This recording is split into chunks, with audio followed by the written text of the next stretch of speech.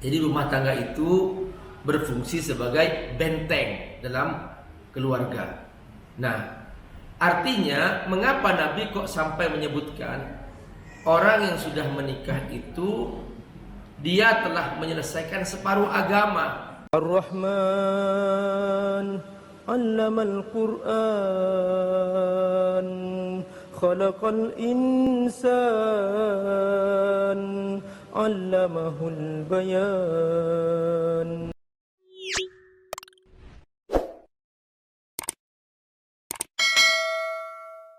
Ketika seseorang menikah, maka dia sudah melengkapi separuh agama. Ya, man tazawwaja faqad akmala nisfad din. Jadi kata Nabi, orang yang sudah menikah dia telah melengkapi separuh ajaran agama. Falyattaqillah fil akhir.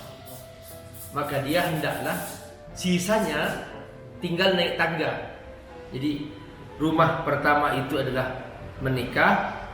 Nah, menikah ini disebut oleh Allah dalam Al-Quran bahwa dia adalah benteng, al-hisan.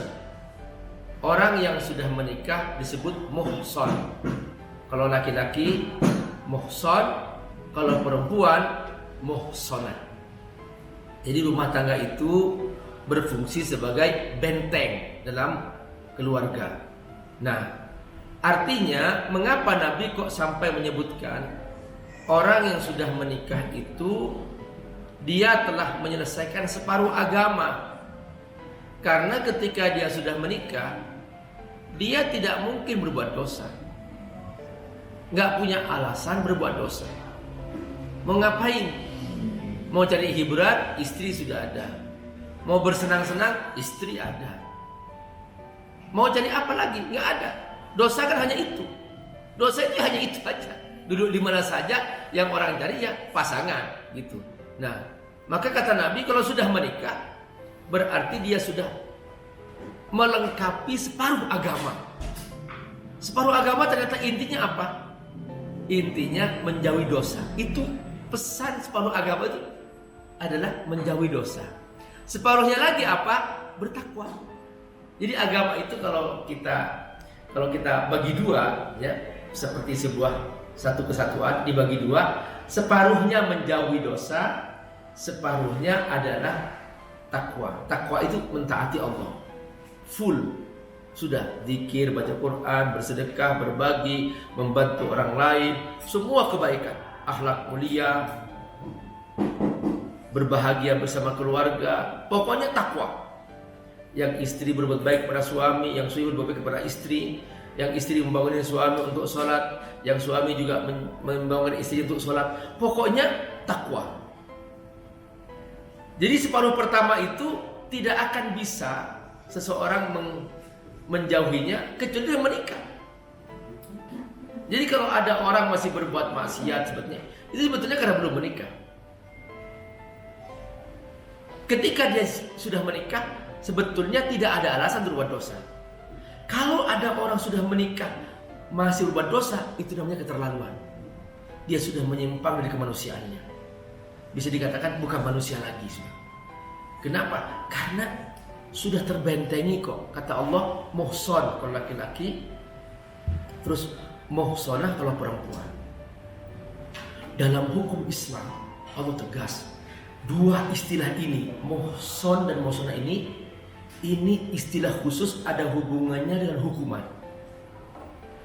Kalau yang melakukan zina, seorang yang sudah terbentengi, laki hukum perempuan, muhsan atau muhsanah, maka hukumannya dihukum mati, dirajam, dipendam di persimpangan jalan, dan setiap orang yang lewat di situ wajib melempar batu sampai dia mati. Itu dalam Islam. Karena mustahil gitu. Ada manusia sudah terbentengi, sudah punya rumah, sudah satu keluarga, kok masih buat dosa? Alasan apa? Mau berzina orang lain, perempuan lain, sama saja rasanya dengan istri yang kita punya. Terus kenapa kok cari yang lain? Apa yang dimaksudkan itu? Jadi sudah benar-benar melampaui batas sudah. Jadi sampai pun setan belum pernah mengajarkan itu, dia mengerjakan apa yang belum pernah setan kerjakan. Artinya seperti itu, sudah keterlaluan. Nah, lebih parah lagi yang pernah Allah rekam dalam Al-Quran, ketika sudah perzinaan terlalu banyak, nanti lama-kelamaan akan muncul penyakit sosial di mana orang akan lebih suka sesama jenis. Nah, ini namanya LGBT. Dulu pernah ada, yaitu satu kaumnya Nabi Lut alaihissalam. Kaumnya Nabi Lut ini kaum yang oleh Allah sangat dimurkai. Sampai kalau kita baca Qur'annya, itu semua dosa, zalimun, fasikun, kafirun, Allah sebutkan semua kepada kaum Nabi Lut alaihissalam. Mereka adalah orang yang berbuat zalim, mereka adalah orang berbuat fasik, mereka adalah orang yang tidak beriman. Pokoknya semua keburukan itu ternyata terdapat dalam pribadi yang sudah menyimpang dari kemanusiaannya.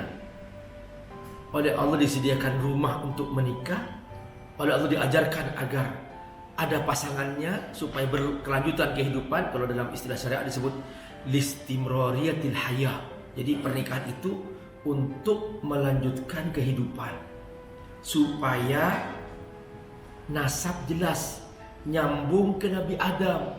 Jadi ini fulan anaknya bapak fulan hasil pernikahannya, bapak fulan anaknya bapak fulan. Bapak fulan, makanya nasab dalam Islam harus ke laki-laki, bukan pada perempuan. Karena perempuan boleh jadi dia mungkin cerai menikah sama laki-laki lain. Tapi kalau laki-laki enggak, dia itu nasabnya ke laki-laki semua. Dalam agama Yahudi nasabnya ke perempuan, tapi kalau dalam Islam enggak, nasabnya ke laki-laki.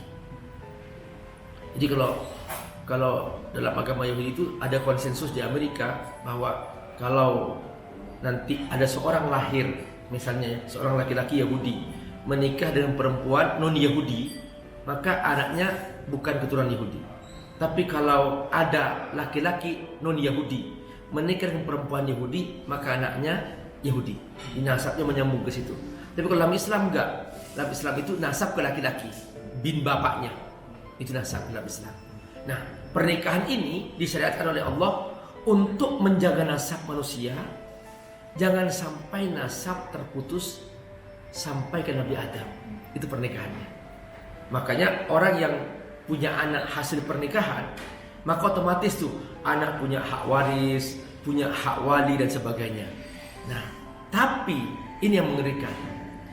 Ketika seorang anak lahir dari proses zina, maka dia sudah terputus sudah. Ini laki-laki yang menjadi penyebab kelahirannya, dia bukan ayahnya. Bukan ayahnya.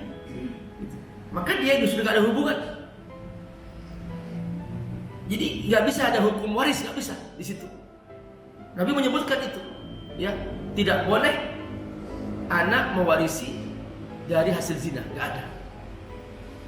Jadi tidak boleh lahir zani al-walad. Jadi orang yang hasil zina tidak bisa mewariskan kepada anaknya. Seperti itu. Kenapa? Karena memang Islam sudah mensyariatkan itu. Dijaga oleh Allah nasab itu. Kalau dia perempuan anaknya, dia nggak punya hak wali, dia hilang kewaliannya. Dia kemana kewaliannya? Nah itu perhatikan. Sampai seperti itu dalam Islam itu dijaga oleh Allah supaya tetap menyambung nasab ini sampai ke Nabi Adam alaihissalam. Nah, ayah bunda rahmatullah, inilah hakikat yang ingin kita pertahankan dengan istilah serumah ini. Jadi istilah serumah ini adalah istilah khusus di mana kita sebetulnya ingin menjaga nasab kita supaya kita terus menyambung kepada Nabi Adam alaihissalam. Dan inilah salah satu rahasia syariat pernikahan.